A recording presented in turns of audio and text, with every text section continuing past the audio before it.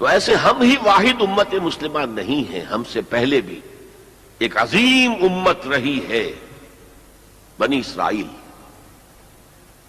وہ حضرت موسیٰ کے امتی تھے، ہم حضرت محمد کے امتی ہیں صلی اللہ علیہ وسلم علیہ الصلوۃ والسلام. انہیں تورات دی گئی تھی، ہمیں قرآن دیا گیا ہے، اور قرآن مجید میں بار بار آتا ہے کہ اہل ایمان جس طرح قرآن پر ایمان رکھتے ہیں ایسے ہی تورات اور انجیل پر بھی ایمان رکھتے ہیں. یعنی اس بات پر ایمان کہ وہ اللہ کی کتابیں تھیں اگرچہ ان میں تحریف ہو گئی. پھر ذہن میں رکھیے اس امت میں 3 کتابیں نازل ہوئی ہیں، تورات، زبور اور انجیل. اس کے علاوہ بہت سے نبیوں کے صحیفے، اولڈ ٹیسٹامنٹ جو ہے، عہد نامہ قدیم، کتنے انبیاء کے صحیفے اس میں شامل ہیں. یہ بھی نوٹ کیجئے کہ یہ وہ امت ہے جس کے لیے قرآن میں 4 مرتبہ آیا ہے کہ ہم نے انہیں تمام جہان والوں پر فضیلت دی تھی. 2 مرتبہ تو صرف سورہ بقرہ میں بین ہی انہی الفاظ میں آیت وارد ہوئی ہے، 6 رکوع کے شروع میں اور 15ویں رکوع کے شروع میں. یا بنی اسرائیل اذکروا نعمتی التی انعمت علیکم وانی فضلتکم علی العالمین. اے بنی اسرائیل، یاد کرو میرے انعام و اکرام و احسان کو جو میں نے تم پر کیا، اور میں نے تمہیں تمام جہان والوں پر فضیلت دی. پھر جب سے یہ ایک امت کی شکل میں آئے، اس سے پہلے وہ ایک قوم تھے بنی اسرائیل، 12 قبیلے جو حضرت یعقوب علیہ السلام کے 12 بیٹوں سے چلے. قوم تھے وہ، امت نہیں تھے. امت تب بنے ہیں جب حضرت موسیٰ علیہ السلام کو تورات دی گئی. اس وقت سے لے کر 1400 برس ایسے گزرے ہیں اس امت میں کہ کوئی ایک لمحہ بھی نہیں تھا کہ کوئی نبی موجود نہ ہو. یہ جو چین ہے مسلسل انبیاء کی، آغاز بھی 2 رسولوں سے ہوا، موسیٰ اور ہارون علیہم السلام. اختتام بھی 2 پر ہوا، عیسیٰ اور یحییٰ علیہم السلام. اور دونوں کے درمیان سمجھیے کہ وہ ڈور بندھی ہوئی ہے کہ اس میں کہیں کوئی رکھنا نہیں. بخاری شریف میں روایت ہے حضور کی صلی اللہ علیہ وسلم، کانت بنو اسرائیل تسوسہم الانبیاء کلما ہلک نبی خلفہ نبی. بنی اسرائیل کی سیاست، ان کے انتظامی معاملات انبیاء کے ہاتھ میں ہوتے تھے. جیسے ہی کوئی نبی فوت ہوتا تھا کوئی اور نبی اس کا خلیفہ بن جاتا تھا. جیسے حضرت داؤد، حضرت سلیمان، یہ 2 مثالیں تو ہر انسان کو معلوم ہیں. بہرحال اس امت اور موجودہ امت مسلمہ، امت محمد صلی اللہ علیہ وسلم میں مشابہتیں 2 اعتبارات سے بیان کی گئی. ایک اس اعتبار سے مسلمانوں تم میں بھی وہ ساری گمراہیاں پیدا ہوں گی جو سابقہ امت میں پیدا ہوئی. لَتَتَّبِعُنَّ سُنَنَ مَنْ كَانَ قَبْلَكُمْ، تم لازماً پیروی کرو گے ان کے طور طریقوں کی کہ جو تم سے پہلے تھے. حتیٰ کہ اگر وہ گوہ کے بل میں گھسے تھے تم بھی گھسو گے. اور اگر ان میں سے کوئی شقی ایسا اٹھا تھا کہ اس نے اپنی ماں سے زنا کیا تو تم میں بھی کوئی بدبخت ضرور ایسا اٹھے گا جو اپنی والدہ سے زنا کرے گا. تو یہ تو ہے گمراہیوں کا معاملہ، امت کے اندر پیدا ہونے والی اعتقادی اور عملی گمراہیاں. چنانچہ اس کے ضمن میں جو 10 رکوعوں پر مشتمل فرد جرم عائد کی گئی ہے بنی اسرائیل پر سورہ بقرہ میں، 5ویں رکوع سے شروع ہوتی ہے بات اور 15ویں رکوع کے آغاز تک چلتی ہے. اس میں در حقیقت ہم اپنی موجودہ کیفیت کا اس آئینے میں مشاہدہ کر سکتے ہیں. وہ ساری اعتقادی اور عملی گمراہیاں ہمارے اندر پیدا ہوئی. ہم تو بخشے بخشائے ہیں، سیغفر لنا، ہم تو اللہ کے محبوب اور چہیتے ہیں، ہمیں تو آگ جہنم کی چھوئے ہی کہ نہیں، چھوئے گی تو گنتی کے چند دن. پھر دین کے اندر تفریق، کچھ احکام ماننے کچھ نہ ماننے، جس کا میں حوالہ اس سے پہلے دے چکا ہوں. افتؤمنون ببعض الکتاب وتکفرون ببعض. پھر یہ کہ دین کے ظاہر کے اوپر ہی اپنی ساری توجہ جو ہے مرکوز کر دینا، باطنی اس کی حقیقت اور باطنی روح سے صرف نظر کر لینا،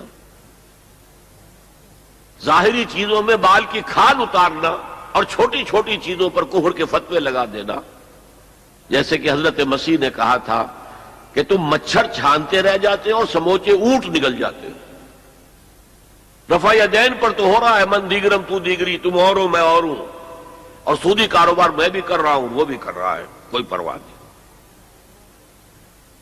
تو ایک پہلو تو یہ ہے، اور وہ بھی ہمارے لیے بہت توجہ طلب ہے کہ ان آیات کو پڑھتے ہوئے ہم اپنا جائزہ لیتے رہیں کہ اصل میں ان آیات میں سورہ بقرہ کے 10 رکوعوں میں اللہ تعالیٰ نے پیش کی ایک آئینہ ہمارے سامنے رکھ دیا کہ اس اعتبار سے تمہارے اندر بھی گمراہیاں پیدا ہو کر رہیں گی، تاکہ جن کو بھی اللہ توفیق دے وہ اس آئینے میں اپنی تصویر دیکھ کر اپنی اصلاح کی طرف متوجہ ہو جائیں۔ دوسرا، اس حدیث میں حضور نے فرمایا کہ جو حالات ان پر وارد ہوئے تھے، ایک ہے ان کی اپنی اعتقادی اور عملی گمراہیاں، ایک ہے جو حالات ان پر واقع ہوئے تھے، وہی حالات امت محمد صلی اللہ علیہ وسلم پر بھی واقع ہوں گے، اور اس ضمن میں جو آپ نے تشبیہ دی ہے اس سے زیادہ فصاحت و بلاغت پر مبنی تمثیل یا تشبیہ ممکن نہیں۔ جیسے ایک جوتی کے 2 جوتے، ایک جوڑے کے 2 جوتے، اگر آپ ان کو زمین پر رکھا ہوا دیکھیں گے تو فرق نظر آئے گا، ایک کا پنجہ یوں ہے ایک کا پنجہ یوں ہے، فرق ہے۔ ان کے تلوے ملا دیجئے تو بال برابر، فرق نہیں۔ تو ویسے تو ظاہر بات ہے ان دونوں امتوں کی تاریخ میں 2000 سال کا فصل ہے، نصف صدی کا قصہ ہے، 2-4 برس کی بات نہیں، تو ایگزیکٹلی تو وہ حالات نہیں ہو سکتے، لیکن یہ کہ اگر آپ تھرو دی لائنز ریڈ کر سکتے ہو بین السطور، تو واقعہ یہ کہ بالکل کاربن کاپی ہے، جو کچھ ان پر بیتا وہی ہم پر بیتا۔ اور جیسا کہ میں نے عرض کیا، اسی حدیث کی روح سے، اور پھر یہ آیات جو آج تلاوت بھی کی گئی، جن کی قرات کی گئی، جن کا ترجمہ آپ کو جناب منظور شیخ صاحب نے بھی سنا دیا، میں بھی کچھ ترجمہ کروں گا، ان آیات پر جب میں نے غور کیا، اس حدیث کی روح سے ان چند آیات میں جو خزانہ تھا، صندوق تھا اس کا، اسے کھولا تو جو بات سامنے آئی ہے وہ آج آپ کے سامنے رکھ رہا ہوں۔ دوسری بات جو میں چاہتا ہوں کہ واضح ہو جائے وہ یہ ہے کہ میرا موضوع ہے امت کا ماضی حال اور مستقبل، اسلام کا ماضی حال اور مستقبل یہ دوسرا موضوع ہے، ان دونوں کو ایک شے نہ سمجھیے۔ اسلام کا عروج حضور کے اور خلافت راشدہ کے دور میں ہوا، اور خلافت راشدہ کے اختتام کے ساتھ اس کا زوال شروع ہو گیا۔ وہ زوال تقریباً 1400 برس تک مسلسل مسلسل مسلسل مسلسل مسلسل جاری رہا۔ ہاں، اب وہ وقت آنے والا ہے کہ پھر اس کا ایک عروج ہوگا، لیکن امت کا معاملہ اس کے برعکس ہے۔ امت ایک مرتبہ اٹھی، پھر گری، پھر اٹھی، پھر گری، اور بنی اسرائیل کے لیے انہی 4 ادوار کا تذکرہ ہے جو ان آیات میں ہے۔ ہم نے یہ فیصلہ سنا دیا تھا، پیشگی بنی اسرائیل کو، وَقَضَيْنَا إِلَىٰ بَنِي إِسْرَائِيلَ فِي الْكِتَابِ، اپنی کتاب میں، تورات میں، لَتُفْسِدُنَّ فِي الْأَرْضِ مَرَّتَيْنِ، تم 2 مرتبہ زمین میں بڑا فساد بچاؤ گے، وَلَتَعْلُنَّ عُلُوًّا كَبِيرًا، اور سرکشی کرو گے، بہت اونچی سرکشی، بہت بڑی سرکشی۔ اب یہاں پر حذف سمجھیے، محذوف سمجھیے، انڈرسٹوڈ سمجھیے کہ جب یہ وقت آئیں گے تو تم پر ہمارے عذاب کے شدید کوڑے پڑیں گے، اس لیے کہ آگے جو لفظ وعدہ آ رہا ہے، فَإِذَا جَاءَ وَعْدُ أُولَاهُمَا، تو وعدہ تو عذاب کا تھا اصل میں، یہ تو خبر تھی صرف، یہ وعدہ نہیں تھا کہ تم 2 مرتبہ اپنی تاریخ کے دوران بہت شدید سرکشی کرو گے اللہ کے خلاف، اللہ کے دین کے خلاف، اللہ کی شریعت کے خلاف، بہت فساد مچاؤ گے.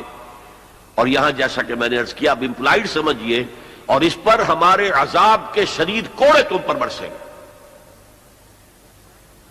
فَإِذَا جَاءَ وَعْدُ أُولَاهُمَا، تو جب ان دو وعدوں میں سے پہلے وعدے کا وقت آیا، یعنی عذاب کا وعدہ جو ہم نے تم سے کیا تھا، جو وعید دی تھی تمہیں، بَعَثْنَا عَلَيْكُمْ عِبَادًا لَنَا أُولِي بَأْسٍ شَدِيدٍ،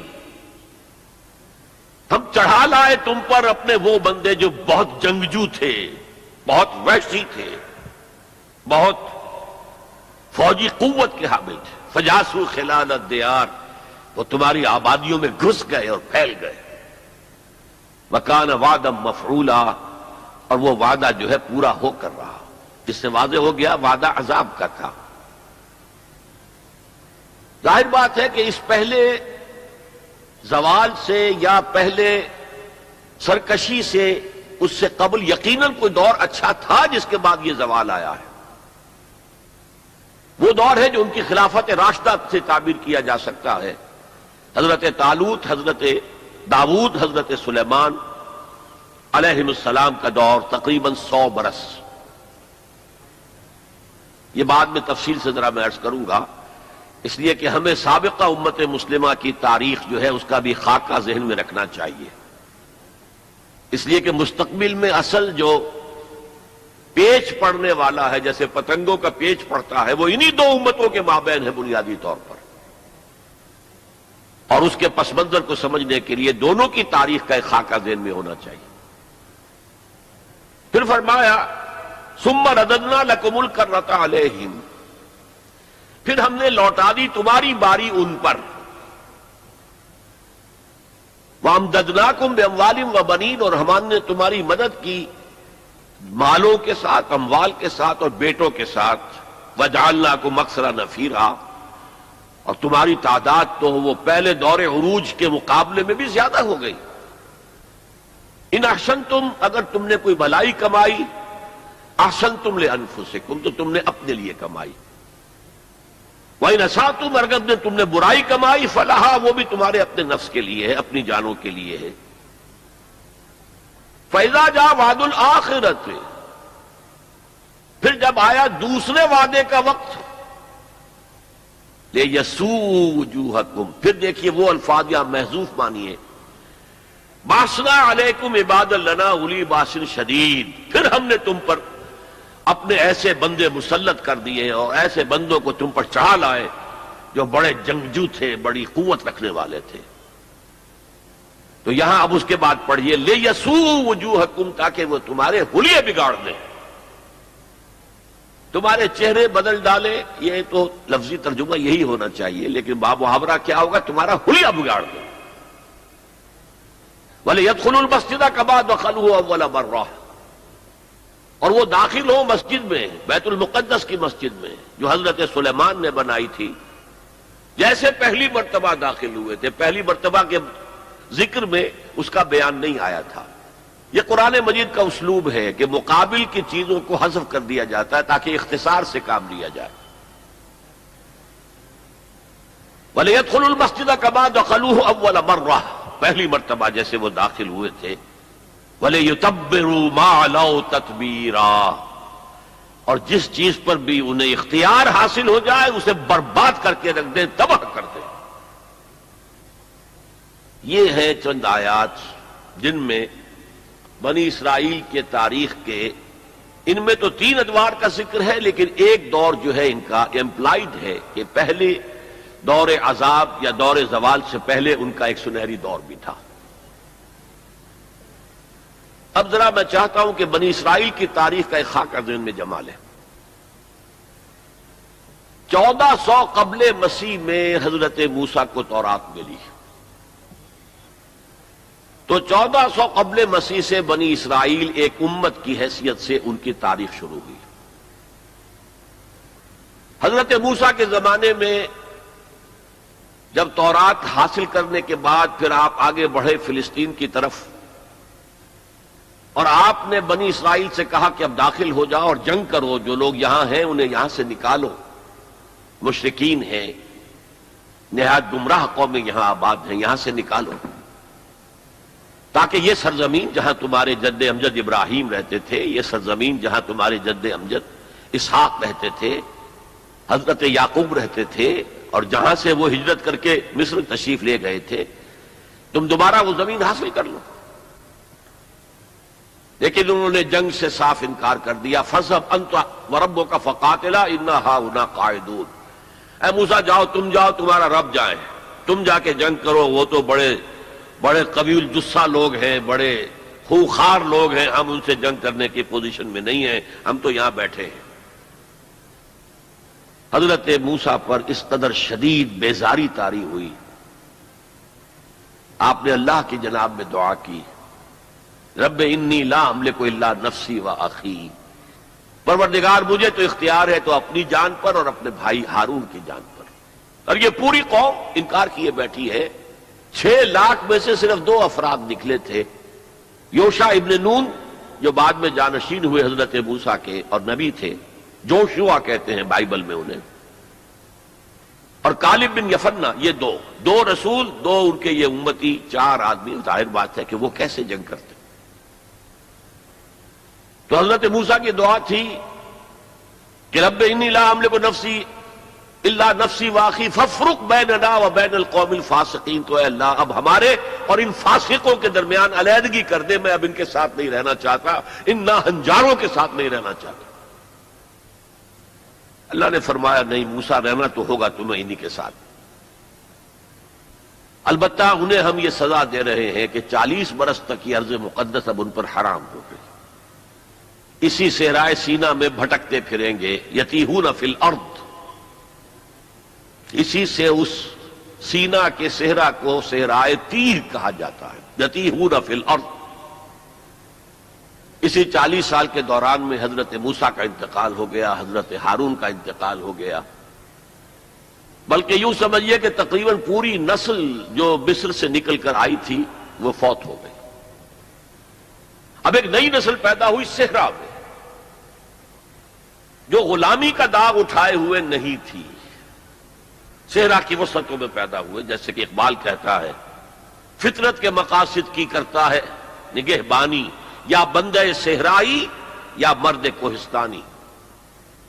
شہری لوگوں کے اندر تو طرح طرح کی کمزوریاں آ جاتی ہیں، اخلاقی اعتبار سے بھی، بڑے بڑے شہر ان کے اندر جو بھی خرابیاں آتی ہیں وہ سب کو معلوم ہے۔ تو فطرت کے مقاصد کی کرتا ہے نگہبانی، یا بندہ صحرائی یا مرد کوہستانی۔ تو صحرا میں جو نسل پیدا ہوئی اب 40 سالوں میں اور وہ جوان ہو گئی، اس نے پھر جوشوا یعنی حضرت یوشع ابن نون کی سرکردگی میں جہاد کیا، قتال کیا۔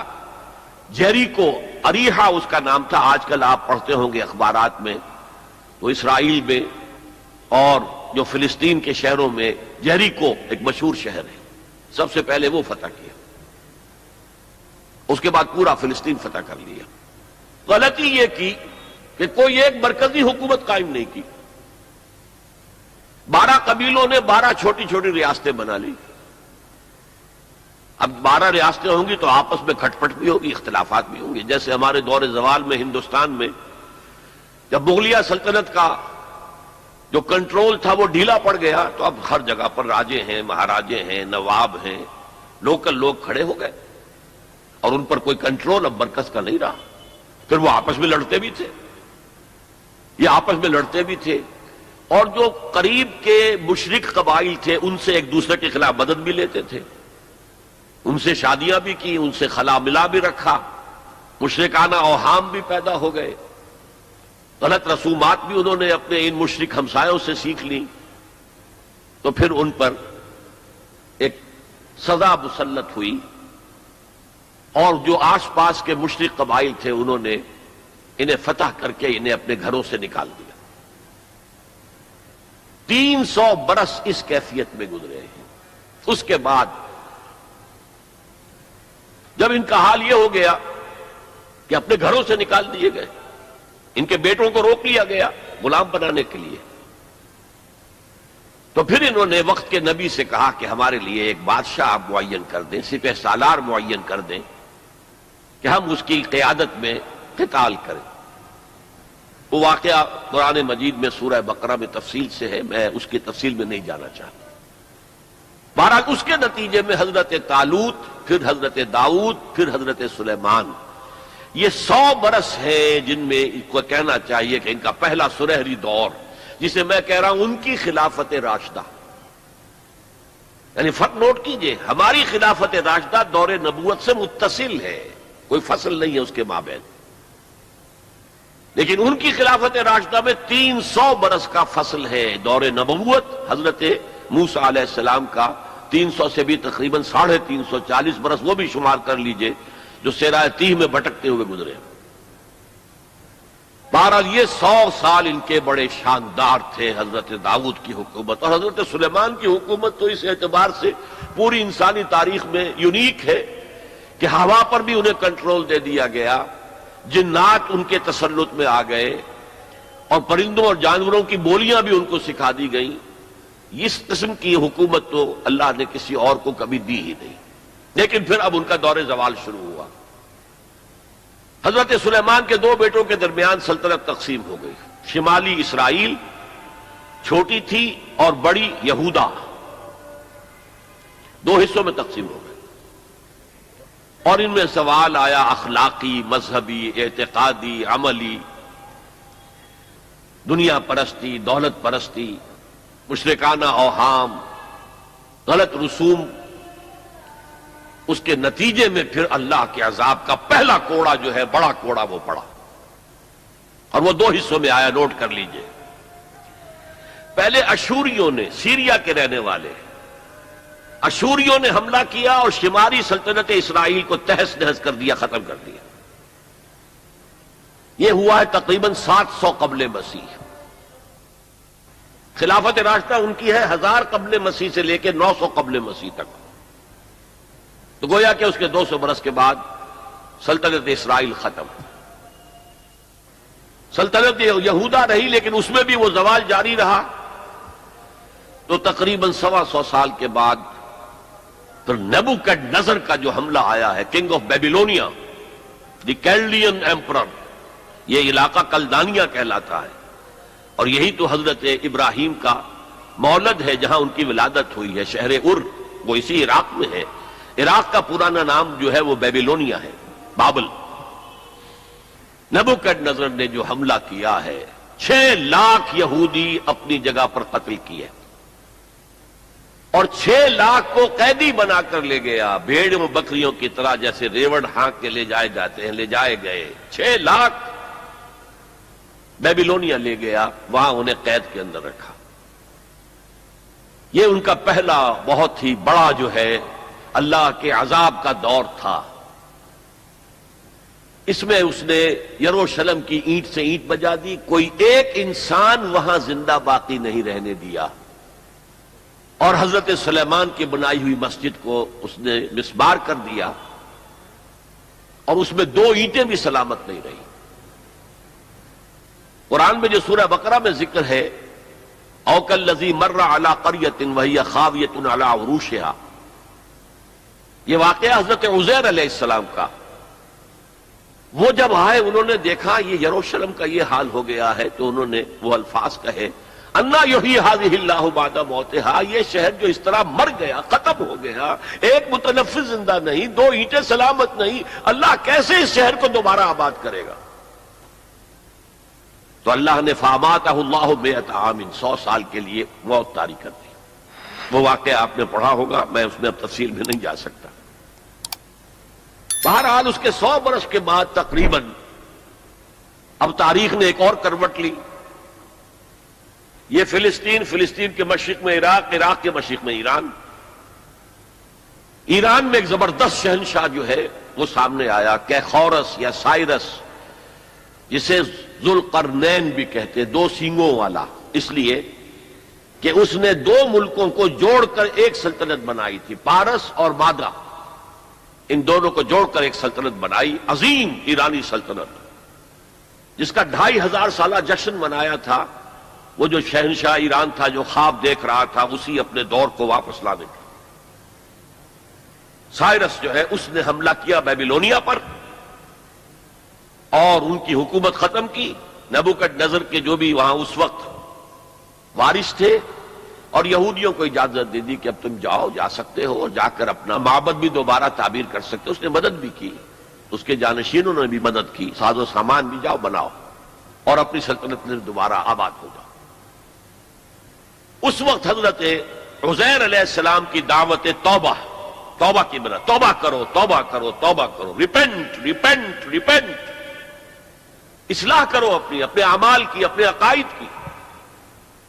اور یہ دعوت مفید ہوئی اور ایک رینائسنس ہو گیا، احیاء ہو گیا بنی اسرائیل کے اندر، مذہبی روحانی اخلاقی اعتبار سے ایک احیاء ہو گیا۔ چنانچہ اللہ تعالیٰ نے اب ان کی مدد کی، ان کو مال بھی دیے، ان کو اولاد بھی دی، ان کی تعداد بھی بہت بڑھ گئی، اور اب پھر 100 سالہ ان کا دور آیا ہے جو بہت عظمت کا ہے۔ ثم رددنا لكم الكرة عليهم وامددناكم باموال وبنين وجعلناكم اكثر نفيرا۔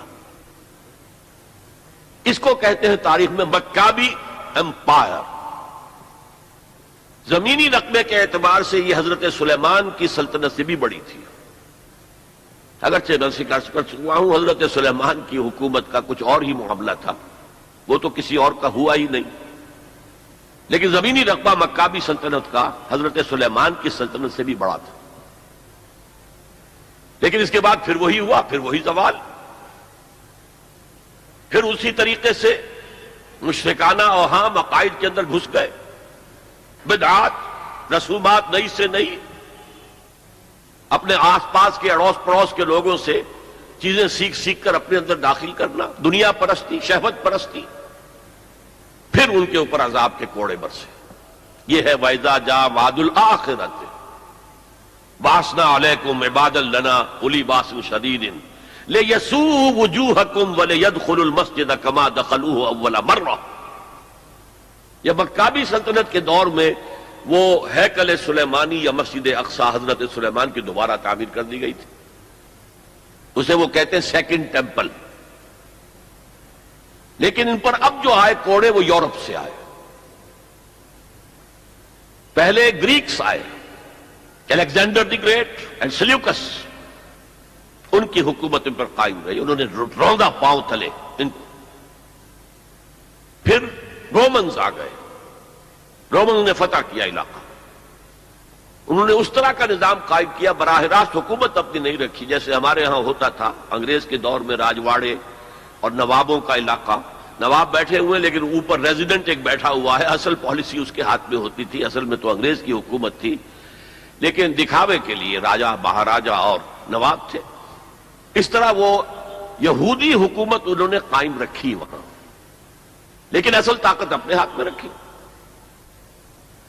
تو کچھ یہودی بار بار بغاوتیں کرتے رہے، وہ چاہتے تھے کہ رومن سے ہم خلاصی حاصل کریں، اور ان کو دبایا بھی جاتا رہا۔ اسی دور میں حضرت مسیح کی ولادت ہوئی، اسی دور میں پھر انہوں نے اپنی دعوت پیش کی، اسی دور میں پھر ان کے بڑے بڑے جو صوفیاء تھے، فقہاء تھے، مفتی حضرات تھے، انہوں نے حضرت مسیح کو کافر اور مرتد واجب القتل قرار دیا، اور اپنے بس پڑتے انہیں سولی پر چڑھوا کے دم لیا، اگرچہ اللہ نے جو کچھ کیا وہ بالکل مختلف ہے، انہیں سولی پر چڑھنے ہی نہیں دیا، ولیکن شبہ لہم، ایک اور شخص کی شباہت بنا دی گئی حضرت عیسیٰ کی سی، اور وہ ہے جو سولی چڑھا اور گرفتار ہوا۔ اور انجیل برنباس سے معلوم ہوتا ہے، ہمارے پاس اس کا کوئی سورس نہیں تھی، ہمارے کسی مفسر نے، کسی محدث نے حضور سے بھی نقل نہیں کیا، لہذا ہمیں یہ تو معلوم تھا، یہ تو ہمارا عقیدہ ہے کہ حضرت مسیح سولی نہیں چڑھے، وہ قتل نہیں ہوئے، ما قتلوہ وما صلبوہ ولکن شبہ لہم، لیکن کیسے شبہ کیا، کس کو مشابہ بنایا، کون سولی چڑھا، یہ ہمیں معلوم نہیں تھا۔ یہ تو پوپ کی لائبریری سے نکلی ہے انجیل برنباس، ایونجیلیم برنابے، اس نے واضح کیا ہے کہ جس حواری نے دھوکہ دیا تھا یا غداری کی تھی، اسی کی شکل اللہ نے حضرت عیسیٰ کی سی بنا دی، اور حضرت عیسیٰ کو جب وہ سپاہی پکڑنے کے لیے آئے تو جس کوٹھڑی میں وہ بیٹھے ہوئے تھے، باغ کے اندر وہ پوش تھے، اس کی چھت پھٹی، 4 فرشتے نازل ہوئے اور حضرت عیسیٰ کو لے گئے، اور اس شخص کی شکل حضرت عیسیٰ کی بنا دی گئی، وہ پکڑا گیا اور وہ سولی چڑھا، واللہ اعلم۔ لیکن یہ قرین قیاس ہے بہت، بہرحال اس کے بعد بھی ان کا زوال باقی رہا. انہوں نے حضرت عیسیٰ کو تو رد کر دیا، انہیں ولد الزنا قرار دیا، حضرت مریم پر تہمت لگائی، بہتانا عظیمہ قرآن کہتا ہے، مریم پر بہتان عظیم. اس کے بعد سن 70 عیسوی میں، یعنی حضرت مسیح کے رفع سماوی کے تقریباً 40 برس بعد، پھر ان زیلوٹس نے، یہ جو بار بار بغاوت کرتے تھے یہودیوں میں سے، انہیں زیلوٹس کہا جاتا ہے، بڑے جوشیلے لوگ، انہوں نے ایک بڑی بغاوت کی. تو ایک جو جرنیل تھا رومن، ٹائٹس، تیتوس کہتے ہیں اسے عربی میں، تیتوس، توئے یہ توئے واو سین، ٹائٹس، اس نے پھر جو کرش کیا ہے اس ریبیلین کو، 1,33,000 یہودی ایک دن میں قتل کیے. Second temple again raze to the ground, کوئی اس کی ایک اینٹ بھی سلامت نہیں رہی، سوائے وہ ایک دیوار اس کی جو ہے باقی رہ گئی ہے، جسے یہ ویلنگ وال کہتے ہیں. اور وہاں جاتے ہیں اور ماتم کرتے ہیں اور روتے ہیں اور تورات پڑھتے ہیں، صرف وہ رہ گیا، باقی کچھ نہیں رہا. اور انہیں حکم دے دیا نکل جاؤ یہاں سے، فلسطین سے دفع ہو جاؤ، جہاں سینگ سمائے چلے جاؤ. یورپ میں چلے گئے، ایشیا کے ممالک میں چلے گئے، افریقہ کے ممالک میں چلے گئے، ایران میں آ گئے، ترکی میں آ گئے، وغیرہ وغیرہ. سن 70 عیسوی میں، یعنی حضرت مسیح کے رفع سماوی کے تقریباً 40 برس بعد، پھر ان زیلوٹس نے، یہ جو بار بار بغاوت کرتے تھے یہودیوں میں سے، انہیں زیلوٹس کہا جاتا ہے، بڑے جوشیلے لوگ، انہوں نے ایک بڑی بغاوت کی. تو ایک جو جرنیل تھا رومن، ٹائٹس، تیتوس کہتے ہیں اسے عربی میں، تیتوس، توئے یہ توئے واو سین، ٹائٹس، اس نے پھر جو کرش کیا ہے اس ریبیلین کو، 1,33,000 یہودی ایک دن میں قتل کیے. Second temple again raze to the ground, کوئی اس کی ایک اینٹ بھی سلامت نہیں رہی، سوائے وہ ایک دیوار اس کی جو ہے باقی رہ گئی ہے، جسے یہ ویلنگ وال کہتے ہیں. اور وہاں جاتے ہیں اور ماتم کرتے ہیں اور روتے ہیں اور تورات پڑھتے ہیں، صرف وہ رہ گیا، باقی کچھ نہیں رہا. اور انہیں حکم دے دیا نکل جاؤ یہاں سے، فلسطین سے دفع ہو جاؤ، جہاں سینگ سمائے چلے جاؤ. یورپ میں چلے گئے، ایشیا کے ممالک میں چلے گئے، افریقہ کے ممالک میں چلے گئے، ایران میں آ گئے، ترکی میں آ گئے، وغیرہ وغیرہ. یہاں سے ان کا ڈایاسپورا شروع ہوا کہ یہ اپنے وطن سے باہر نکال دیے گئے. ڈایاسپورا، دور انتشار. یہ دور انتشار ان کا جاری رہا جاری رہا جاری رہا جاری رہا جاری رہا تقریباً 1900 برس تک یا 1850 برس تک.